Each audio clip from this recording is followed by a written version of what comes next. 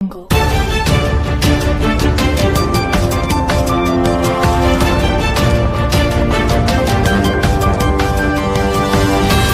Jungle.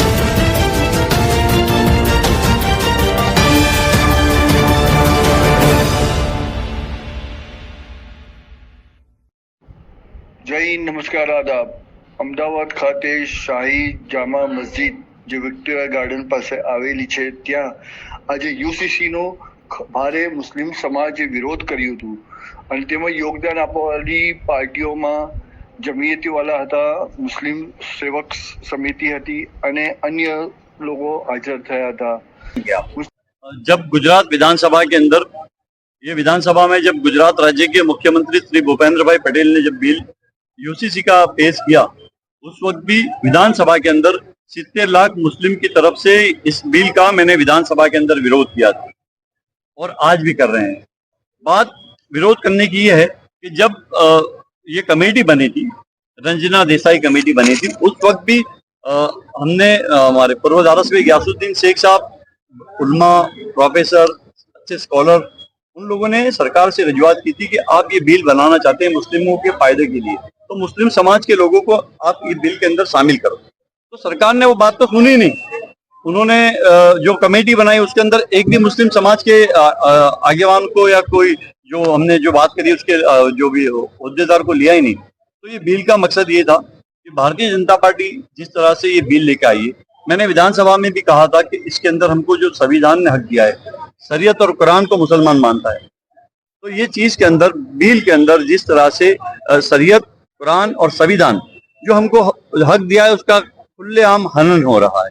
इसके लिए इस बिल का हम विरोध कर रहे हैं. खास करके जब सबको समान हक देने की बात इस बिल के अंदर की गई है, तो देश के अंदर गुजरात के अंदर भी आदिवासी बहनें, उनको क्यों उसमें बाकात रखा. तो हमने ये बिल का उस वक्त जब ये पेश होता था उस वक्त भी किया कि हम ये बिल का आदिवासी को शामिल नहीं किया, इसका विरोध नहीं करते, लेकिन हम ये चाहते हैं कि गुजरात की वो भी बहनें, वो भी न्याय मांगती होगी, उसको भी न्याय मिलना चाहिए. एक तरफ सरकार लिव इन रिलेशन की बात है, उसके अंदर सरकार खुलेआम सबको छूट दी है कि आप एक पत्नी है, उसके अलावा दूसरी पत्नी आपको रख सकते हैं, वो कायदे से हक दिया गया है. ये बिल का अगर जो आप मेन मसद्दा पढ़ेंगे तो उसके अंदर काफी पॉइंट ऐसे हैं जो हिंदू समाज भी उसका विरोध कर रहा है, हिंदू समाज की महिलाएं भी विरोध कर रही है. तो ये बिल को जब मैं देख रहा था और हमारे जो एडवोकेट जनरल है सभी उन लोगों ने इसका अभ्यास भी किया, उन्होंने उसके बाद ये बिल को बोला कि इसके लिए हम आंदोलन करेंगे. और मुस्लिम समाज, पूरे गुजरात के 70 लाख मुस्लिम समाज ने आज जुम्मे की नमाज के अंदर काली पट्टी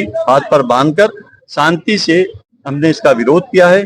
और ये भी मैं आपको कहना चाहता हूं कि आने वाले दिनों के अंदर, अब ये बिल तो विधानसभा में जब पारित हो गया है, गवर्नर साहब उसके अंदर मोहर भी मार देंगे, लेकिन आज भी हमको उम्मीद और विश्वास, हमारी हाई कोर्ट है, हमारे पास सुप्रीम कोर्ट है, हम हाई कोर्ट में भी जाएंगे, सुप्रीम कोर्ट के अंदर भी जाएंगे कि इसके अंदर जो संविधान ने हमको हक दिया है, हमारी शरीयत और कुरान को जब इसको हनन हो रहा है, तो हम वो बात हमारे जो एडवोकेट जो है उनसे बताएंगे और वो जो स्टडी करके ये बिल को हम विरोध करेंगे.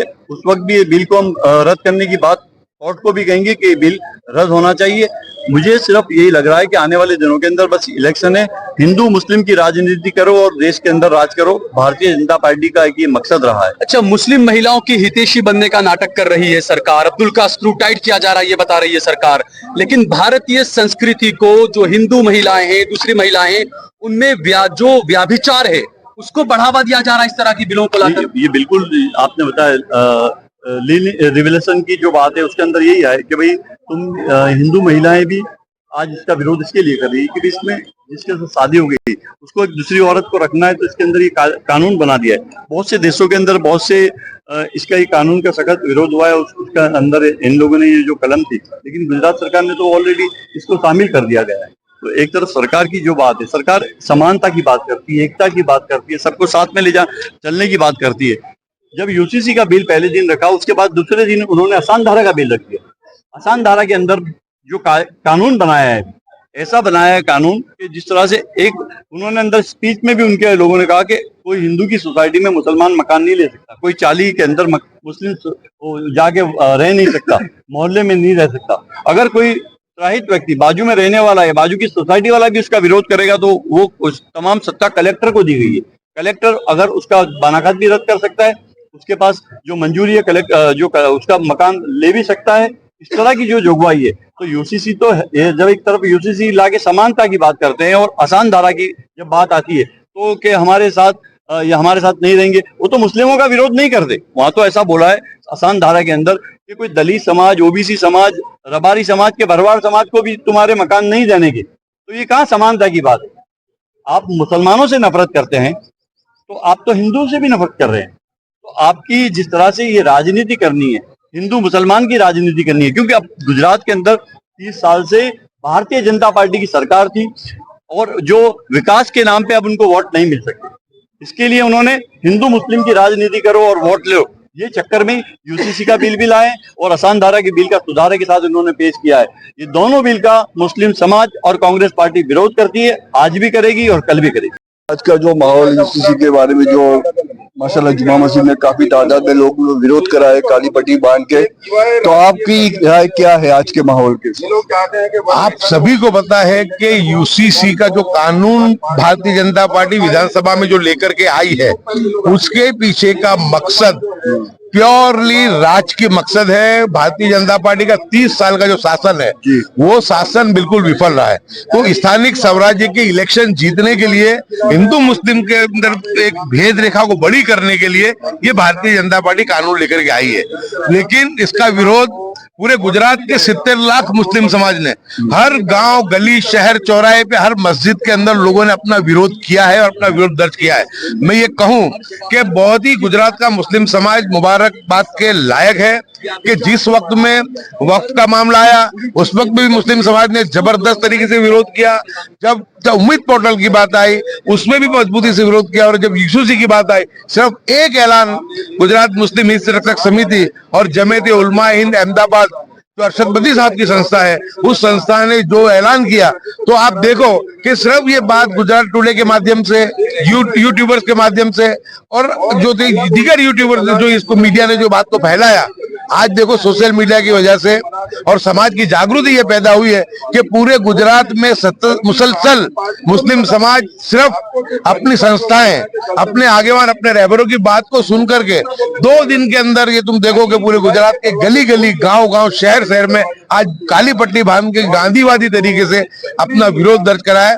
भाजपा की मकसद ये थी कि ये कानून लाएंगे तो मुस्लिम रोड पे आएगा, लेकिन मुस्लिम अब बहुत समझ गया है भाजपा की नीति को। मुस्लिम ही नहीं, हमारा हिंदू भाई भी समझ गया। हिंदू भी आज इसका जो विरोध करे, जिस तरह लिव एंड रिलेशन का कानून लेकर के आए, इसके अंदर जो प्रावधान लाए हैं, तो उसको लेकर के बहुत ही उनमें भी गुस्सा है।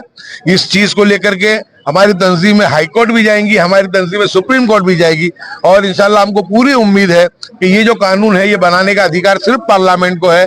पार्लियामेंट को दरकिनार करते हुए इन्होंने उत्तराखंड सरकार और गुजरात सरकार ने जिस तरीके से अलग से कानून बनाया है, ये कानून सुप्रीम कोर्ट में ये कानून जो है टिकने वाला नहीं है, क्योंकि संविधान के भी खिलाफ है, आर्टिकल 14, आर्टिकल 25 के भी खिलाफ है, और जो फंडामेंटल राइट्स है हमारे, कि चाहे हिंदुस्तान के रहने वाला कोई भी हो, चाहे वो हिंदू हो, मुस्लिम हो, सिख हो, ईसाई हो, सबको अपने मजहब को, अपनी रीति नीति को, अपनी पूजा, अपनी इबादत को करने का जो हमारा बंधारण अधिकार देता है, ये सीधा का सीधा ये संविधान का भी उल्लंघन है और हमारी शरिया का भी ये उल्लंघन है। इसलिए हमें पूरी उम्मीद है कि जिस तरीके से मुस्लिम समाज ने पूरे गुजरात में एकजुट होकर के हर कॉल को जो मुस्लिम समाज ने दिया, जो संस्थाओं ने दिया, जो समझदारी के साथ लोग बाहर आ रहे हैं। तो एक वक्त था कि मुस्लिम समाज कोई भी चीज का जब आंदोलन करता था तो कभी कभी वो आंदोलन को हिंसक बना दिया जाता था। वो बनवाने वाले भी जो है, वो जो लोग थे वो सभी को बताते कि आरएसएस के लोग थे, लेकिन आप देखिए कि बिल्कुल गांधीवादी तरीके से, बिल्कुल इस्लामी तरीके से, को इस्लाम तो अमन और शांति का पैगाम है, बिल्कुल शांति के साथ सिर्फ अपने दाएं हाथ में काली पट्टी बांध करके सभी लोग अपना विरोध दर्ज करवा रहे हैं। ये एक बहुत बड़ी मुस्लिम समाज की जागृति की निशानी है। यही एक जागृति है कि 14 लाख वोट जब गुजरात में मुस्लिम समाज के निकाल दिए थे, उस वक्त में भी मुस्लिम तंजीमों ने और मुस्लिम लोगों ने जो उसका पुरजोर विरोध किया, कांग्रेस ने भी विरोध किया, और 14 लाख वोटों को भी उसमें शामिल करना पड़ा था। यानी अब मुस्लिम समाज को आंदोलन किस तरह करना है वो ख्याल है, और हम ये चाहते हैं कि हम बिल्कुल देश के एक संजीदा लोग हैं, संजीदा नागरिक हैं, भारतीय हैं, हम देश के कानून व्यवस्था का हम सम्मान करते हैं, लेकिन कोई भी काम संविधान के और शरिया के खिलाफ का न हो। जो भी काम संविधान के खिलाफ का होगा उसके लिए मुस्लिम समाज गांधीवादी तरीके से, सही मानों में इस्लामी तरीके से उसका विरोध करेगा। ઇકબાલભાઈ એડવોકેટ સાહેબ, આ જે યુસીસી નું જે વિરોધ થઈ રહ્યું છે સાહેબ ને, આજે આ જૂની જુમા મસ્જિદમાં બધા ભેગા થયા હતા, તો એના માટે આપ શું કહેવા માંગો છો? ગુજરાત સરકારે વિધાનસભામાં ગુજરાત સમાન નાગરિક સંહિતા નામનો બિલ લાવીને એક બિલ પસાર કર્યો છે. જે બિલ યુનિફોર્મ સિવિલ કોડ જેને કહેવામાં આવે છે, વાસ્તવમાં એ યુનિફોર્મ નથી, એ સમાન નાગરિક સંહિતા નથી, એ અસમાનતા પેદા કરનાર અને ઘોર અસમાનતા પેદા કરનાર કાયદો ગુજરાત સરકારે પસાર કર્યો છે. આ કાયદો બંધારણ વિરોધી છે, બંધારણની આર્ટિકલ 25ની વિરોધમાં છે.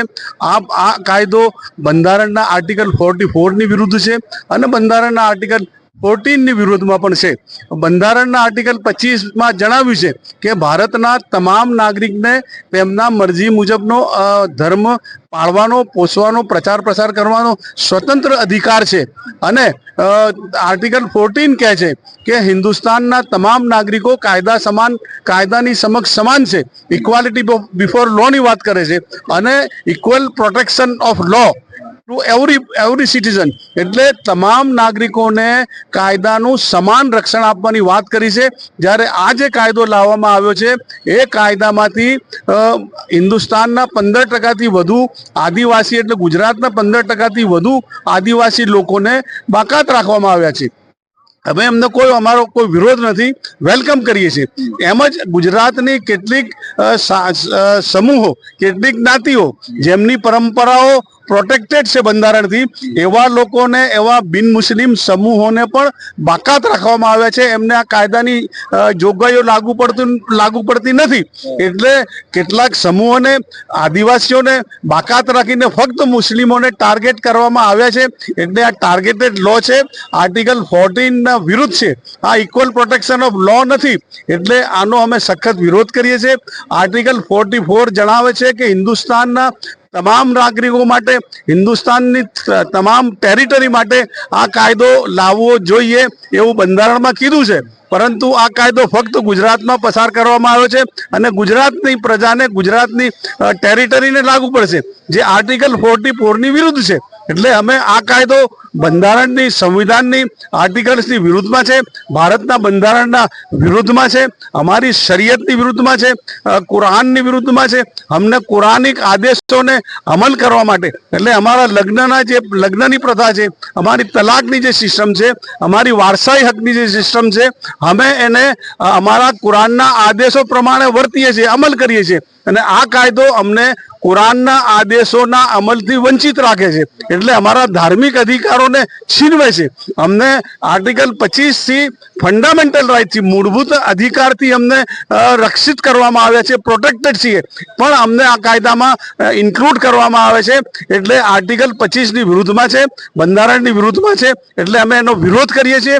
ગુજરાતના તમામ મુસ્લિમોએ આજે જમણા હાથ ઉપર પટ્ટી બાંધી, કાળી પટ્ટી બાંધીને આ કાયદાનો શાંત વિરોધ કર્યો છે. આગળ અમે બીજા કાર્યક્રમો આપીશું. ગુજરાત મુસ્લિમ હિતરક્ષક સમિતિ, આની અમરેલા જે સંસ્થા છે, એ તમામ કાર્યક્રમો આગળ બી આપવાના છીએ અને અમે આને કોર્ટ ઓફ લોમાં પણ ચેલેન્જ કરવાના છીએ. સાહેબ, શું કહેવા માંગુ છો આજનું? ઇકબાલ અહેમદ મિર્ઝા નામ છે મારું. જમાત ઇસ્લામી અમદાવાદ શહેરનો પ્રમુખ છું અને ગુજરાત મુસ્લિમ હિતરક્ષક સમિતિનો સભ્ય છું. તાજેતરમાં જ ગુજરાત વિધાનસભાની અંદર જે કાળો અને અન્યાયી કાયદો એટલે કે યુનિફોર્મ સિવિલ કોડ પસાર કરવામાં આવ્યો છે, એનો હું પોતે, સમગ્ર મુસ્લિમ સમુદાય, ગુજરાત મુસ્લિમ હિતરક્ષક સમિતિ સખત એનો વિરોધ કરે છે. જો પહેલા કોઈ કાયદો લાવવાનો હતો ને, ત્યારે સંપ્રદાય, સમુદાય કે કોઈ વર્ગ કે મહિલાઓ કે ખેડૂતો કે મજૂરો એ પોતે એની ડિમાન્ડ કરતા હતા કે અમારા હિત માટે, કે અમને આ સમસ્યામાંથી બચાવવા માટે આ કાયદો લાવો. એ લોકો MP MLA પર પ્રેશર ઉભું કરતા હતા. એ લોકો સરકાર ઉપર, આ તો બહુ વિચિત્ર સરકાર છે.